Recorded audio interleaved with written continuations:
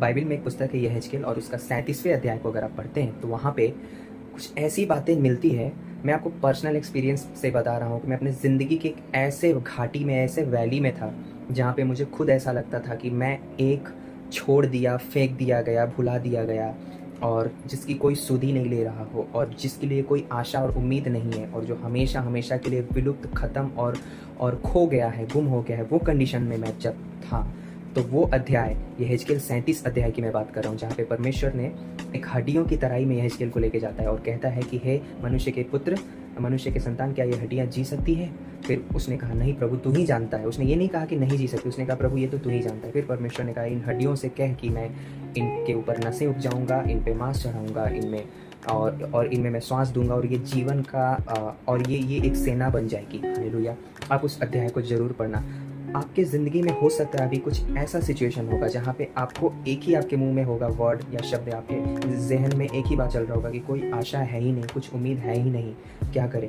आप उस अध्याय में एक वचन ऐसा लिखा हुआ है जहाँ पे परमेश्वर कहता है कि ये जो हड्डियाँ हैं इस्राएल के घराने की हैं और ये कहते हैं कि हम कट चुके हैं और हमारे लिए अब कोई आशा नहीं है। लेकिन परमेश्वर कहता है कि ये ऐसा कहते हैं कि ये कट चुके हैं, इनके लिए अब कोई आशा नहीं है, लेकिन मैं इनसे कहता हूँ तू इनसे भविष्यवाणी करके कह कि ये जी जाएंगी, इनमें जान आएगा। और देखते देखते देखते देखते क्या हुआ, परमेश्वर के दास ने भविष्यवाणी की, उनके ऊपर वचन बोला, घोषणा किया और वो सारी हड्डियाँ मिलकर एक जीवित सेना बन गई।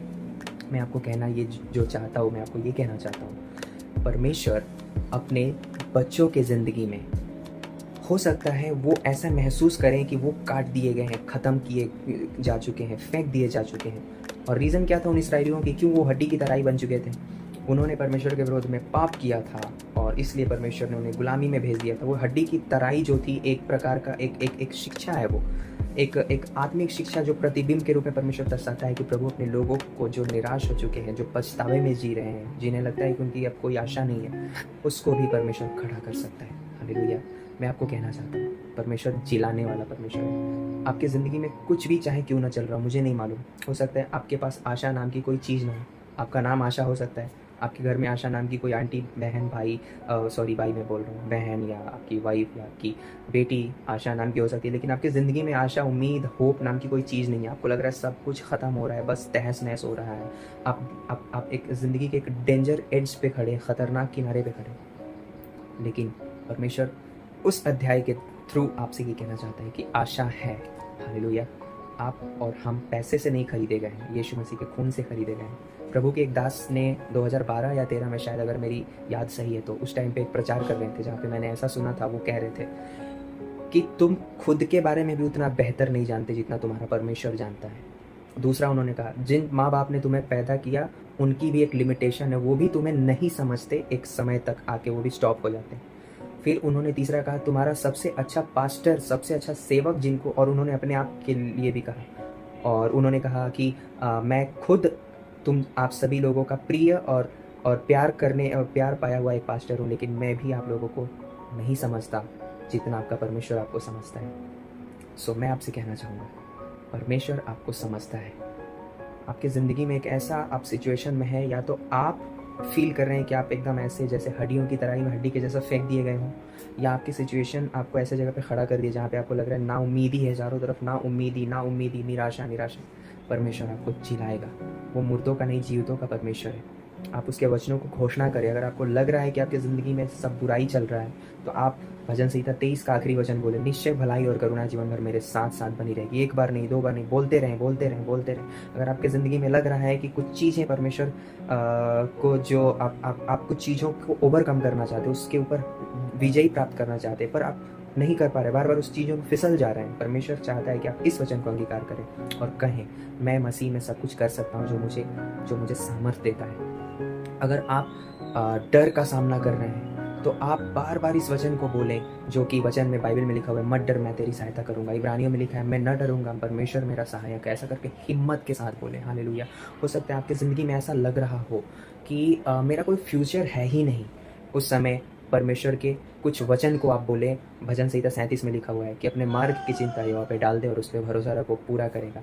आपका भविष्य की चिंता परमेश्वर करता है। यिर्मयाह 29 का 11 में लिखा है कि वो भविष्य में तुम्हारे लिए अच्छाई को सोचा है, नुकसान के लिए योजना नहीं बनाया है। परमेश्वर जानता है। आप इस वचन को अंगीकार करें कि जो कल्पनाएं मैं तुम्हारे विषय करता हूँ उन्हें जानता हूँ, वो हानि की नहीं, नुकसान की नहीं, वो तुम्हारे कुशलता की है। हालेलुया। अगर आप पाप से लड़ रहे हैं, आपको मालूम है कि ये पाप परमेश्वर को दुखी करता है और बार बार आप ना चाहते हुए भी उसमें गिर रहे हैं, आप अपने ऊपर वचन के अंगीकार को करें। कौन कौन सा वचन? आप ये वचन बोल सकते हैं, मैं मसीह के साथ क्रूस पे मारा गया, गाड़ा गया और मैं उसके साथ जी उठा हूँ। अब जो मैं जीवित हूँ, मसीह में जीवित हूँ, दुनिया के लिए मर गया।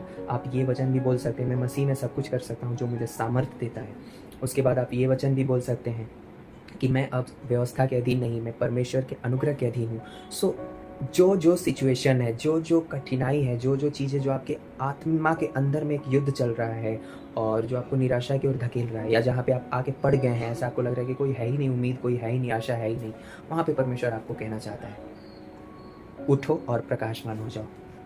पढ़ो यहेजकेल 37 और देखो कि परमेश्वर क्या कर सकता है। बाइबल में बहुत सारे चमत्कार है, लेकिन पता नहीं, ये मुझे खुद याद नहीं है कि मैंने यहेजकेल 37 अध्याय को कितनी बार मैंने पढ़ा है। आज मैं खड़ा हूँ, मैं ऐसे ज़िंदगी के ऐसे ऐसे अवस्थाओं से गुजरा हूँ, ऐसे ऐसे जगह से गया हूँ जहाँ पे मेरे सबसे करीब भी, जिन पे मैं भरोसा रखता था, उन्होंने मुझे त्याग दिया, छोड़ दिया। मेरे अपने कई दोस्त लोग मुझे छोड़ के चले गए, मेरे अपने मुझे समझने में असफल हुए। लेकिन उस मोमेंट पे, उस लोएस्ट मोमेंट पे परमेश्वर को मैंने देखा मेरे साथ खड़ा होकर, मुझे उठाते हुए, मुझे सहारा देते हुए, मुझे बल देते हुए। उसने आपको खून से खरीदा है। आप भी अपने आप को उतना बेहतर नहीं जानते जितना परमेश्वर आपको जानता है। He loves you. इर्मिया में लिखा है, मैंने अनंत काल के प्रेम से तुझसे प्रेम किया है। स्पेशल है, ऐसे ही आप गलती से नहीं आ गए इस दुनिया में। आपके लिए एक बेहतरीन योजना परमेश्वर ने बनाया है। आपका नाम लेके उसने आपको बुलाया, आपके चित्र को अपनी हथेली पे खोद के बनाया और वो देखते रहता है रात दिन। जो आपको छूता है उसकी आंखों की पुतली को छूता है। आप वो कर सकते हैं जो आज तक किसी ने नहीं किया। परमेश्वर में, यीशु मसीह में आप कर सकते हैं सब कुछ। यीशु मसीह से अलग होकर नहीं, यीशु मसीह में आप बहुत कुछ कर सकते हैं। एक योजना है आपके लिए। फेलियर्स, निराशा, नाउमीदी, ये सब चीज़ शैतान याद दिलाएगा। परमेश्वर एक ही वर्ड बोलता है, बेटा there is still a hope. फिर भी बेटा एक उम्मीद है, एक आशा है, तुम कर सकते हो। हालेलुया।